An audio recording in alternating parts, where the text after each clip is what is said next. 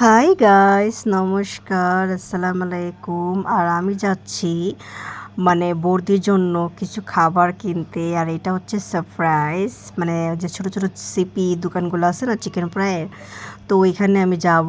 এগুলোও অনেক পছন্দ করে, মানে আমার বোন অনেক পছন্দ করে, মানে আমিও পছন্দ করি। তো বলতেছে খুব ভালো লাগতেছে না, বোরিং লাগতেছে। ঠিক আছে, ফোন টিপাটিপি করতেছিল, শুয়ে ছিল। তো আমিও সেমই ফোন টিপাটি করতেছিলাম। তো আমি ওকে না বললেই ঘর থেকে বেরিয়ে গেছি এগুলো নেওয়ার জন্য। ও কিন্তু জানেও না আমি কই গেছি, মানে আমারও বলতেছে কই যাচ্ছে, আমি বলতেছি আসতেছি একটু, ফোনে টাকা নাই বলে আসি।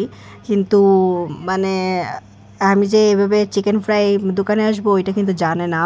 তো আমি ভাবলাম যেহেতু ভালো লাগতেছে না, তো ঠিক আছে দুজন মিলে খাই, ভালো লাগবে, তাহলে ও চিকেন ফ্রাই নিয়ে নিচ্ছি।